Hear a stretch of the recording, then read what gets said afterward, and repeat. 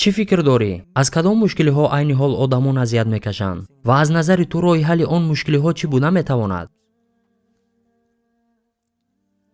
аз як суоли осон оғоз кардиҳам. ба номи Аллоҳ, ситоиш Аллоҳро, дуруду баракоти Аллоҳ бар паёмбари Аллоҳ. мушкилиҳо зиёданд. мушкилиҳо дар ҳаёти ҳама ҳаст. аз мушкилиҳо роҳи гурез нест. ҳама вақт чизе аз рӯи нақша намеравад. муҳим нест ки ту кӣ ва аз куҷоӣ. мушкилиҳо пайдо мешаванд. Аллоҳи мутаол ба мо мушкилиҳоро медиҳад бо мақсади ба мо ёдоварӣ кардан ки ин дунё ҷаннат нест. дар ин дунё комилан орому осоиш мо ҳеҷ вақт буда наметавонем. Аллоҳи мутаол ин дунёро чунин офаридааст. хушбахтии комил танҳо дар ҷаннат аст. дар ин дунё ҳама вақт пастиҳо, баландиҳо мавҷуданд ва роҳи ҳалли тамоми мушкилиҳо ин дар Аллоҳи мутаол мебошад. ӯ молики рӯзи ҷазо аст. ӯ офаридааст ҳафт осмону заминро. ӯ ҳамаро бо ризқ таъмин мекунад. қалби ҳар як нафарро ӯ идора мекунад. идоракунии мутлақ дар дасти ӯ субҳанаҳу ва таъала мебошад. аз ин рӯ роҳи ҳалли тамоми мушкилиҳо Аллоҳи мутаол мебошад. хоб ба гумони ту чӣ чиз одамонро боз медорад аз он ки онҳо Аллоҳро итоат кунанд? охир дари Аллоҳ ку ҳамеша кушода аст. вале одамон бошанд нисбати Аллоҳ бепарвогӣ мекунанд. чӣ фикр дорӣ? чаро одамон бепарвогӣ мекунанд? бингар ки вақте ки одамон бемор мешаванд ба духтур муроҷиат мекунанд ва дар умум онҳо барои ёфтани ҳалли роҳи мушкилиҳояшон ба мутахассисони ин ё он соҳа муроҷиат мекунанд, масалан масъалаҳои молӣ ва дигар масъалаҳо. вале чаро барои расидан ба розигии Аллоҳ кӯшиш намекунанд? бубин, инҷо ба таври оддӣ посух гуфта намешавад. сабабҳо зиёданд ки чаро мо итоат намекунем ба Аллоҳ субҳанаҳу ва таъала.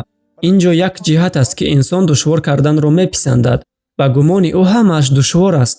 аксар вақт одамон гумон мекунанд ки мушкилиҳои онҳо роҳи ҳалли душвор дорад.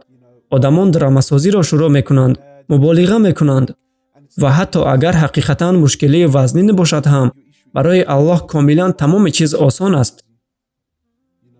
кофист ки Аллоҳ танҳо бигӯяд пайдо шав. амрҳои ӯ, фармонҳои ӯ бебаҳс амалӣ мешаванд. кофист ки бигӯяд пайдо шав. Аллоҳ тамоми мушкилиҳои туро ҳал карда метавонад. гап дар он аст ки робитаи одамон бо Аллоҳ бениҳоят заиф мебошад. барои мисол ман солҳои зиёд дур будам аз Аллоҳ субҳанаҳу ва таъала. исломро риоя намекардам. исломро нодуруст мефаҳмидам. зиндагӣ мекардаму мегуфтам ин ҳаром аст, ин ҳам ҳаром аст. Аллоҳ дар назари ман як мавҷудоти бад буд ки ба ҳама чизу ба ҳама кас нафрат дорад. гумон мекардам ки ӯ ба ту додан намехоҳад он чизеро ки ту онро мехоҳӣ ва ӯ туро танҳо ҷазо додан мехоҳад. вале дар асл мушкилӣ дар ман буд. ман илми кофӣ надоштам. ман худам монеаи бузургеро сохтам байни худ ва Аллоҳ. вале оҳиста оҳиста илм омӯхтам ва дарк кардам ки Аллоҳи мутаол дӯстдоштатарин аст. ҳамон замоне ки ту дарк мекунӣ азамати Аллоҳро, сифатҳои Аллоҳро, ту мефаҳмӣ ки танҳо Аллоҳ метавонад мушкилиҳоятро ҳал кунад. танҳо Аллоҳ.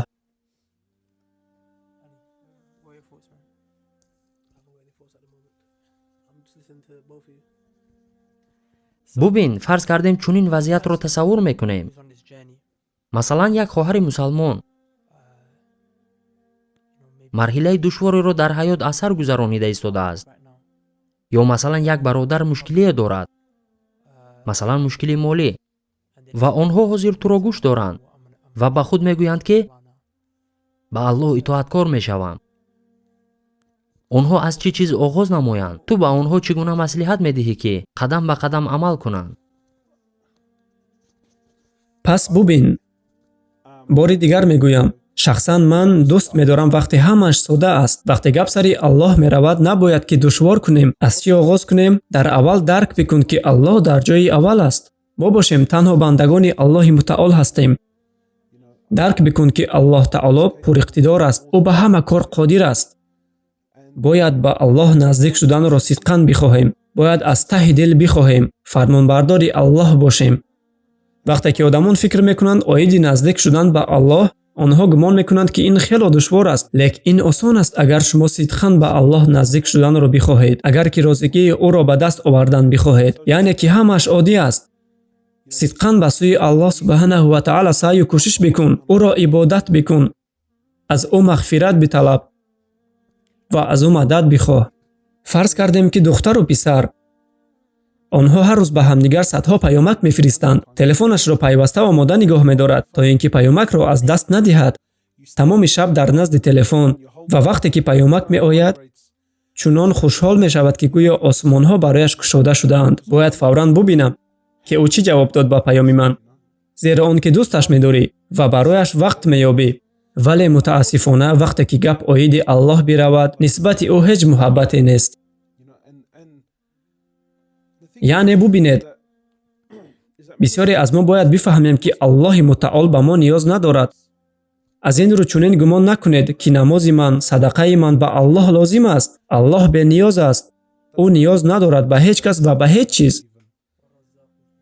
ба Аллоҳ лозим нест пулҳои мо, лозим нест намози мо, вале аз раҳмату меҳрубонии худ Аллоҳи мутаол ба мо иҷоза додааст, ки дар як рӯз бо ӯ 5 маротиба сухан кунем.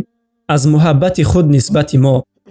яъне тасаввур кун, ки агар президенти Иёлоти Муттаҳидаи Амрико як маротиба бо ту вохӯрдан бихоҳад, ҳатто мусалмонони ашадӣ бошанд ҳам, онҳо мегӯянд: ту шунидӣ?